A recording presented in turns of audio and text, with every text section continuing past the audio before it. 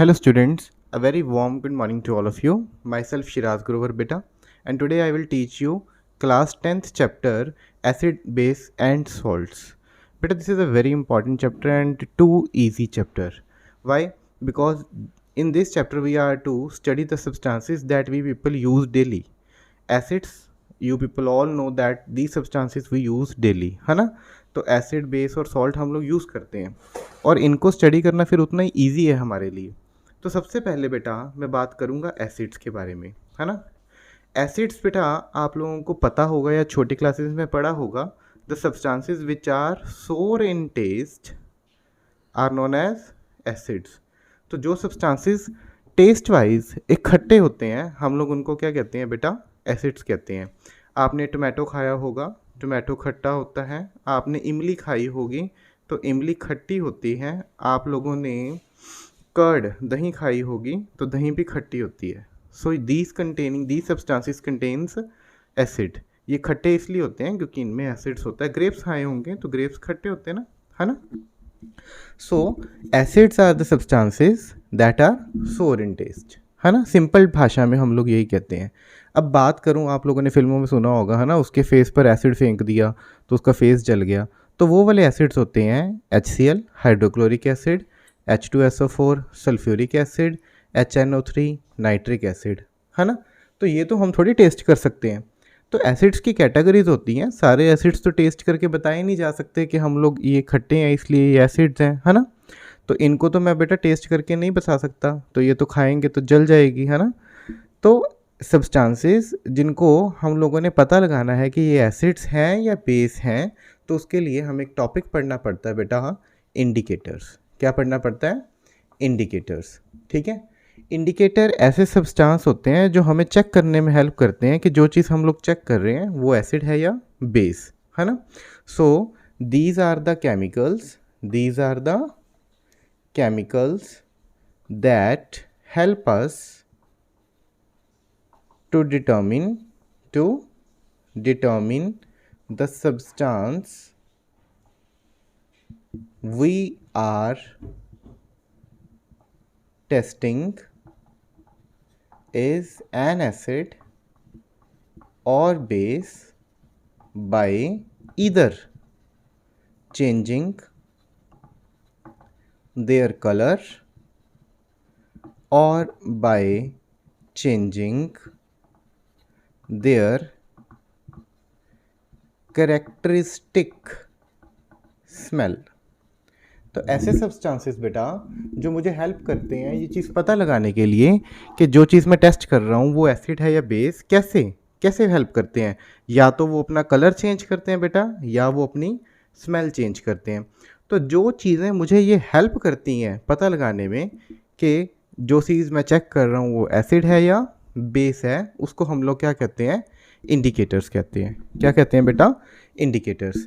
Generally अगर मैं बात करूं, आप लोगों ने बेटा घर में जब कभी खाना खाया होगा और खाना आपके कपड़ों के ऊपर, वाइट क्लॉथ के ऊपर गिर गया होगा, तो जब आपको ऐसे लगा होगा यार हाँ गंदा लग रहा है तो मैं इसको वॉश कर लूँ, तो देखो जैसे वाइट क्लॉथ है, वाइट क्लॉथ के ऊपर आपके खाना गिर गया, है ना। तो आपको लगा होगा कि मैं इसको वॉश कर लूँ। वॉश करने से क्या होगा बेटा जी, ये साफ़ हो जाएगा। पर जैसे ही आपने इसके ऊपर सोप लगाई होगी तो वो रेड कलर का हो गया होगा। अगर येलो कड़ी गिरी थी तो येलो से वो किस में कन्वर्ट हो गई? रेड में कन्वर्ट हो गई, है ना। तो देखो जो हमारी येलो कड़ी गिरी थी उसमें थी टर्मरिक। क्या थी बेटा हमारी? टर्मरिक, हल्दी। क्या थी? हल्दी, ठीक है। तो जो हल्दी थी हमारी बेटा वो एक इंडिकेटर है। क्या है? इंडिकेटर। और जब हमने इसके ऊपर क्या लगाई? सोप एक बेस था, तो वो किसने कलर दे दिया अपना? रेड। क्या दे दिया बेटा इसने? अपना कलर रेड दे दिया, ठीक है जी। तो हमें यहाँ से ये पता लगता है कि सब्सटेंसेस अपना रंग बदल के हम लोगों को ये इंडिकेट करते हैं कि जो चीज़ हम लोग चेक कर रहे हैं वो एसिड है या बेस है। तो इंडिकेटर्स के बारे में जानकारी लेते हैं, हम लोग अच्छे से पढ़ते हैं कि क्या होते हैं इंडिकेटर्स, कौन कौन से होते हैं, ठीक है। तो सबसे पहले हम लोग बात करते हैं नेचुरल इंडिकेटर्स की। कौन सी बात करते हैं बेटा? Natural indicators. तो नेचुरल इंडिकेटर्स वो होते हैं बेटा जो हम लोग डेली लाइफ पे यूज़ करते हैं। जो बाय नेचर हम लोगों को मिलते हैं, जैसे मैंने अभी बताया था टर्मरिक। टर्मरिक क्या होती है? हल्दी होती है बेटा। क्या होती है? हल्दी। तो हल्दी खुद कौन से कलर की होती है? येलो कलर की। पर जब ये बेस के साथ रिएक्ट करती है तो हमें ये कौन सा कलर देती है? रेड कलर देती है। तो इससे हमें ये पता लगता है कि जो टर्मरिक है, ये हमारी हल्दी जो है, ये क्या है बेटा? नेचुरल इंडिकेटर है। क्या है? Natural indicator. उसी तरह रेड कैबेज, इसका एक्सट्रैक्ट निकाल लो, ये भी हमारे पास क्या है बेटा? एक नेचुरल इंडिकेटर है। ठीक है। इस तरह हाइड्रागायरा, पिटूनिया, जर्मेनिया, कुछ फ्लावर्स होते हैं। इन फ्लावर्स का भी जब हम लोग जूस निकाल लेते हैं तो हम लोग उनको as a natural indicators use कर सकते हैं। ठीक है। हालांकि नेचुरल इंडिकेटर्स हमारे लिए कुछ इतने खास इंपॉर्टेंट नहीं है, पेपर में कम पूछे जाते हैं। जो हमारा मेन टॉपिक है सिंथेटिक इंडिकेटर्स। कौन सा बेटा? सिंथेटिक, जिसको हम लोग मैन मेड कह सकते हैं। ठीक है जी। या हम लोग इसको आर्टिफिशियल इंडिकेटर भी कह सकते हैं। ठीक है। ये हम लोग पढ़ने जा रहे हैं। तो सबसे पहले इसमें आता है बेटा लिटमस। क्या आता है? लिटमस। ठीक है जी। लिटमस की अगर मैं बात करूं तो लिटमस जो होता है ये पर्पल कलर का होता है। कौन से कलर का होता है? पर्पल। पर हम लोग क्या कर सकते हैं, इस पर्पल से इसको एक रेड में और एक ब्लू में कन्वर्ट कर लेते हैं। ठीक है जी। आप अगर ब्लू लिटमस को एसिड में डालोगे तो उसका कलर ब्लू से रेड हो जाएगा। ठीक है। और आप अगर रेड लिटमस को बेस में डालोगे तो वो रेड से ब्लू हो जाएगा। तो लिटमस हमें ये इंडिकेट करता है कि जो सब्सटेंस मैं टेस्ट कर रहा हूँ वो एसिड है या बेस है। अगर वो रेड हो गया तो मीन्स क्या होगा? एसिड। अगर वो बेस है तो कौन सा हो जाएगा? ब्लू। एसिड में रेड लिटमस रेड ही रहता है और बेस में ब्लू लिटमस ब्लू ही रहता है। एसिड में ब्लू रेड हो जाता है, बेस में रेड ब्लू हो जाता है। ठीक है जी। नेक्स्ट है बेटा हमारा, नेम याद रखना, फिनॉल फिनॉल पैथैलीन। क्या? फेनोप्थैलीन। ठीक है। ये खुद बेटा कलरलेस होता है। क्या होता है? कलरलेस। ठीक है। तो जब हम एसिड में डालते हैं तब भी ये क्या रहता है? कलरलेस ही रहता है। पर जब बेस में डालते हैं तो ये अपना पिंक कलर शो करता है। कौन सा शो करता है बेटा? पिंक। उसी तरह हमारे पास एक और होता है बेटा, मिथाइल ऑरेंज। कौन सा होता है? मिथाइल ऑरेंज, जो इटसेल्फ ऑरेंज कलर का होता है, पर जब हम इसको रेड एसिड में डाल देते हैं तो ये रेड हो जाता है और जब इसको बेस में डालते हैं तो येलो हो जाता है। ठीक है बच्चे। सो हम लोगों ने सिंथेटिक इंडिकेटर्स के बारे में पढ़ा कि ऐसे इंडिकेटर्स जो हम लोग खुद लेबॉर्ट्री में प्रिपेयर करते हैं, और ये इंडिकेटर्स एसिड और बेस को हमें डिफ्रेंशिएट करने में हेल्प करते हैं by changing their colour. Litmus में ब्लू लिटमस एसिड की प्रेजेंस में रेड हो जाता है और रेड लिटमस बेस की प्रेजेंस में ब्लू हो जाता है। फेनोप्थलीन खुद कलरलेस ही है और एसिड में भी कलरलेस रहता है, इसलिए यानी कि मैं फेनोप्थलीन को अगर एसिड टेस्ट करना है तो यूज़ नहीं करूँगा। हाँ जी, जब मैं बेस को टेस्ट करूँगा तो अब इसका कलर कौन सा हो जाएगा? पिंक। फिर बेटा मिथाइल ऑरेंज, जो एसिड की प्रेजेंस में क्या रहता है? रेड, और बेस की प्रेजेंस में क्या हो जाता है? येलो। ठीक है जी। अब इसके बाद ये भी काफ़ी अच्छा इंपॉर्टेंट टॉपिक हम पढ़ने जा रहे हैं, ऑल्फैक्टरी इंडिकेटर्स के बारे में। किसके बारे में? Olfactory indicators. तो बेटा ऑल्फैक्टरी इंडिकेटर्स ऐसे इंडिकेटर्स होते हैं जो अपनी स्मेल चेंज कर लेते हैं जब हम इनको एसिड्स या बेस में डालकर चेक करते हैं कि सब्सटेंस वो एसिड है या बेस है। ठीक है। The indicators that change their order, ODOUR means smell, और वो भी स्मेल कौन सी? खास स्मेल, जिसको करेक्टरिस्टिक स्मेल कहना हम लोगों ने। क्या कहना है? Characteristic smell. ठीक है। जैसे इसमें बात करूं बेटा अनियन की, वैनिला की, क्लोव होता है। ठीक है। इन सभी की एक खास करेक्टरिस्टिक स्मेल है। अनियन प्याज है, आप लोग जैसे सुबह में नाश्ते में पूड़ियाँ वगैरह खाई हो और साथ में प्याज वगैरह लेते हो, है ना, तो कोई ना कोई पास बैठा क्या आता है, यार ब्रश करा, बड़ी गंदी स्मेल आ रही है तेरे, है ना। तो अनियन जो होता है उसकी एक खास स्मेल होती है जो हमें नहीं पसंद, तो इसलिए हम लोग गंदी कह देते हैं, और वो आती रहती है कंटिन्यूस, है ना। तो अगर हम लोग बेटा, वो बंदे ने क्या कहा कि जा ब्रश करा, अब ब्रश मैंने टूथपेस्ट करा, तो टूथ जो पेस्ट होती है इसमें क्या होता है बेटा? बेस। क्या होता है? बेस, है ना। तो जब बेस को अनियन एक्सट्रैक्ट के साथ रिएक्ट करते हैं तब उसकी स्मेल क्या हो जाती है, डिस्ट्रॉय हो जाती है। क्या हो जाती है बेटा, डिस्ट्रॉय। यानी कि जो ये ऑल्फैक्टरी इंडिकेटर्स हैं इनकी स्मेल बेस की प्रेजेंस में ख़त्म हो जाती है। तो मुझे ये टेस्ट करने में फ़ायदा करेगा ना कि जिस चीज़ को मैं टेस्ट कर रहा हूँ वो बेस है कि एसिड है। एसिड में इनकी जो स्मेल है वो आती ही रहती है, वो ख़त्म नहीं होती।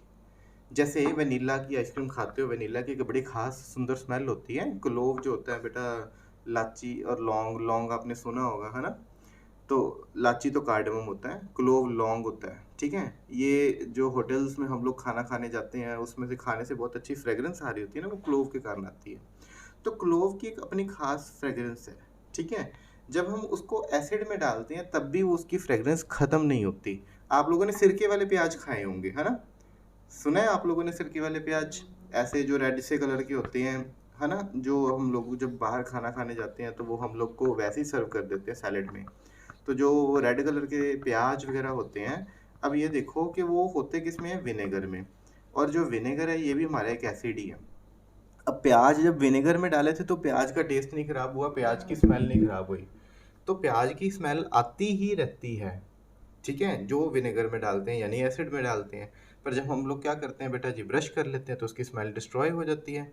सो from here we have concluded, क्या कंक्लूड किया बेटा हम लोगों ने, कि एसिड में तो इनकी स्मेल आती ही रहती है पर बेस में इनकी स्मेल क्या हो जाती है, डिस्ट्रॉय हो जाती है। क्या हो जाती है, डिस्ट्रॉय, ठीक है। सो हम लोगों ने बेटा इंडिकेटर्स के बारे में पढ़ा कि इंडिकेटर्स ऐसे सब्सटेंसेस होते हैं जो हमें हेल्प करते हैं कि जिस चीज़ को हम लोग चेक कर रहे हैं वो एसिड है या बेस है, ठीक है।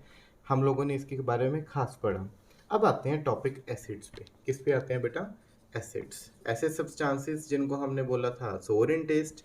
अब मैं कहूँगा ऐसे सब्सटेंसेस जो ब्लू लिटमस को किस में कन्वर्ट कर देते हैं, रेड में। किस में कन्वर्ट कर देते हैं, रेड में। तो वो भी क्या है, एसिड है। तो मैंने एक बीकर लिया हुआ है, उसमें मेरे को नहीं पता उन्होंने कौन सा सब्सटेंस दे दिया, मैंने ये चेक करना है कि ये एसिड है कि नहीं है ना।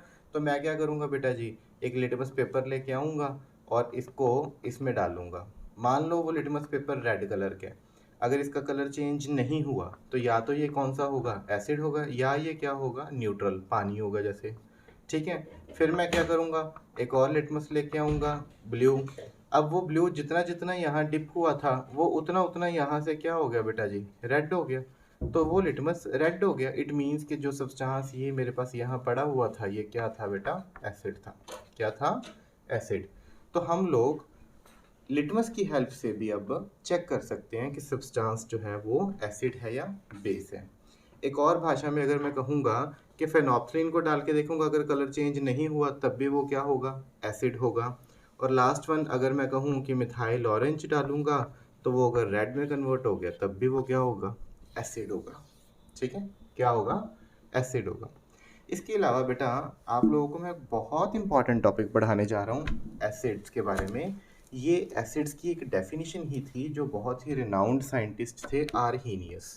कौन थे बेटा, Arrhenius. He was very popular scientist, ठीक है।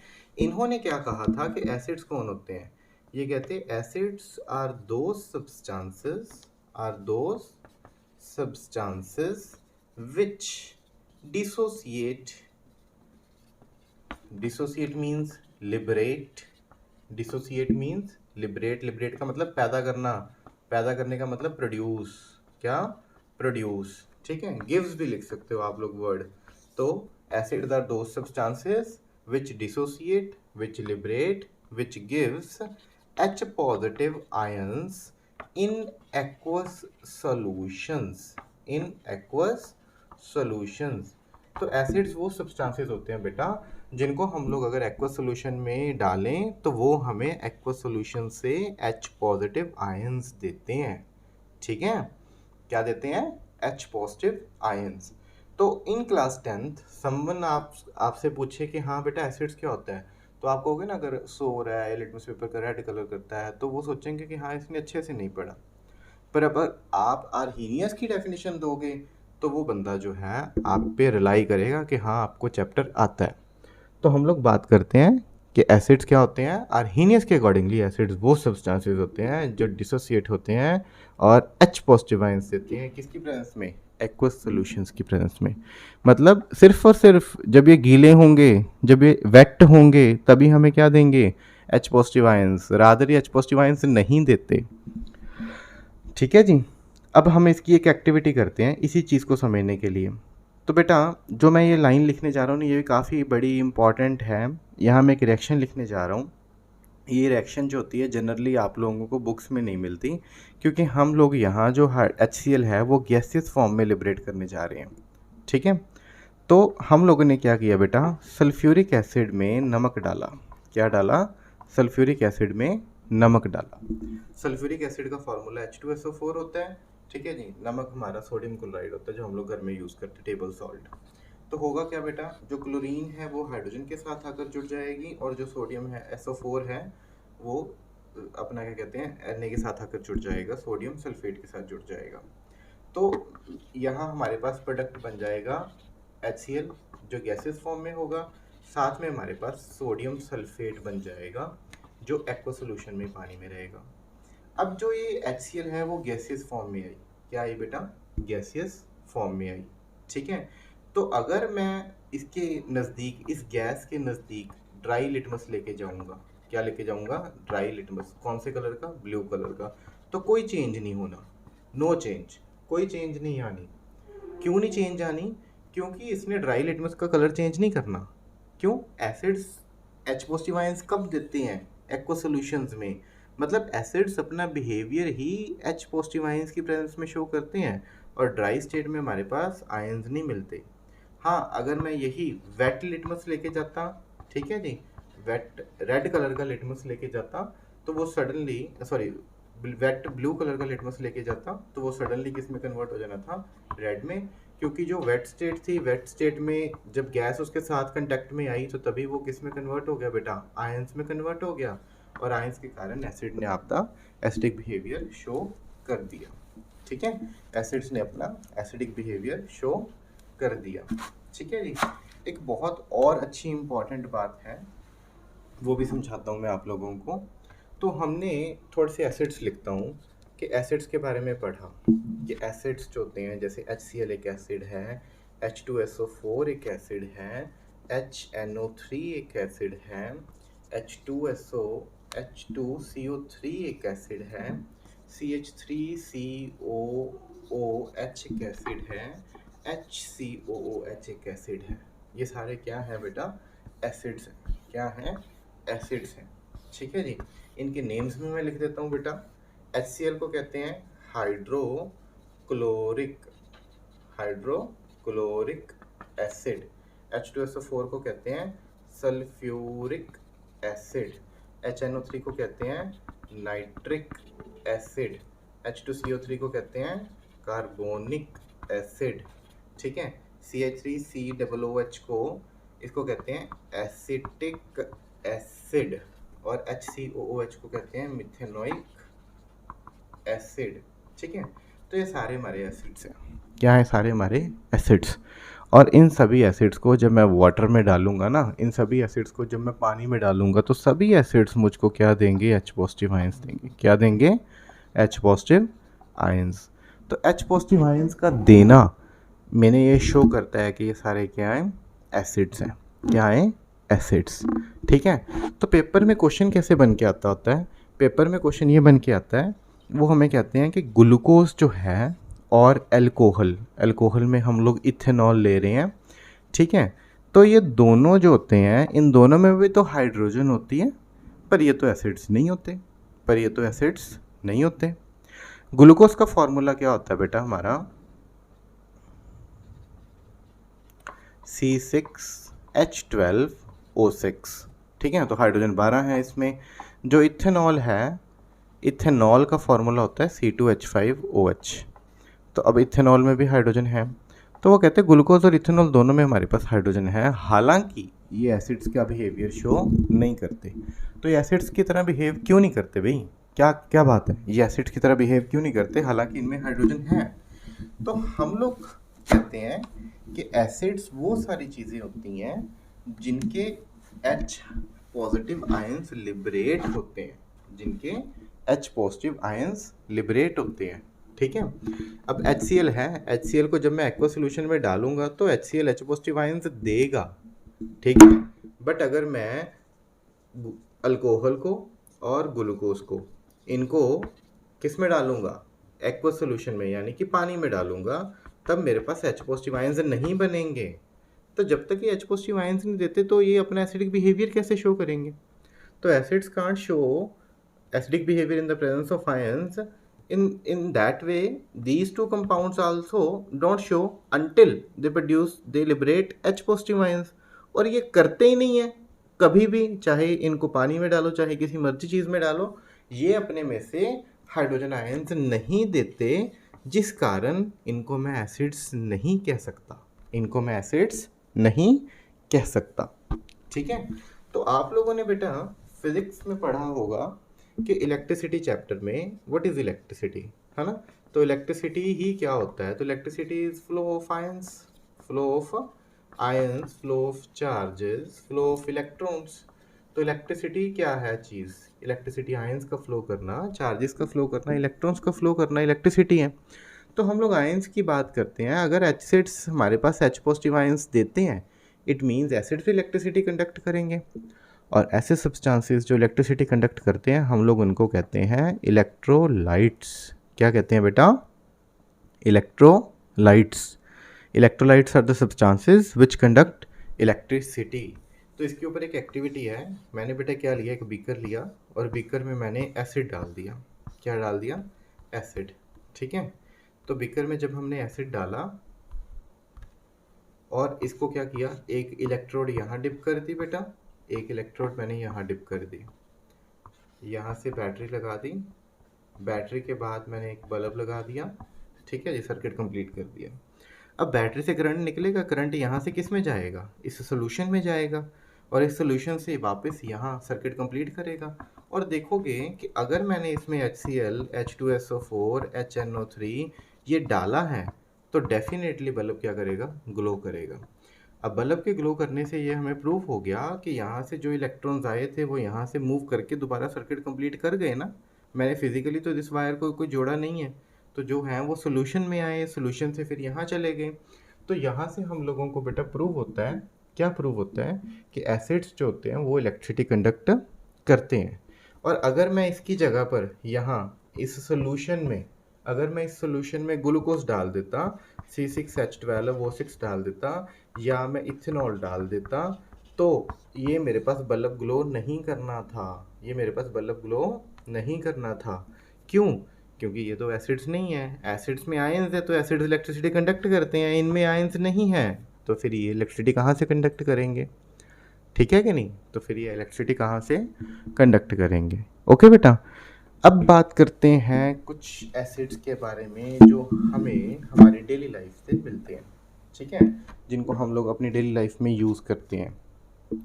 तो एसिड्स को कैटेगराइज किया गया है बेटा, एक ऑर्गेनिक एसिड्स में, एक ऑर्गेनिक एसिड्स में, और एक कैटेगराइज किया गया है इनऑर्गेनिक एसिड्स में। इनऑर्गेनिक एसिड्स को मिनरल एसिड्स भी कहते हैं। क्या कहते हैं, मिनरल एसिड्स, ठीक है। अब इनऑर्गेनिक एसिड्स की बात करूं तो उसमें पहला आता है HCl, दूसरा आता है H2CO3, तीसरा आता है H2SO4, चौथा आता है HNO3। ये चार हमारे पास मिनरल एसिड्स हैं। इनऑर्गेनिक का मतलब जो नॉन लिविंग थिंग्स ज़मीन में से मिलते हैं, हमें मिनरल्स की फॉर्म में मिलते हैं, मिनरल से मिलते हैं, ठीक है जी। और इनमें बहुत ज़्यादा H पॉजिटिव आयंस लिबरेट होते हैं, इन तीनों में, इनमें और इसमें, इन तीनों में HCl, H2SO4, HNO3 ये काफ़ी क्या है बेटा हमारे पास, स्ट्रॉन्ग एसिड्स हैं, ठीक है। H2CO3 की बात करें तो H2CO3 हालांकि एक क्या है, मिनरल एसिड है, बट ये वीक है, बट ये क्या है बेटा, वीक, कमज़ोर है। आगे बताऊंगा कि एसिड्स स्ट्रॉन्ग कौन से होते हैं, वीक कौन से होते हैं। पहले हम लोग कुछ ऑर्गेनिक एसिड्स के बारे में पढ़ लें। तो ऑर्गेनिक एसिड्स बेटा जी जो हमें लिविंग बीइंग्स के प्रोडक्ट्स से मिलते हैं, हम लोग उनको क्या कहते हैं, ऑर्गेनिक एसिड्स कहते हैं, ठीक है। सो ऑर्गेनिक एसिड्स में हम लोग बात करें, सबसे पहले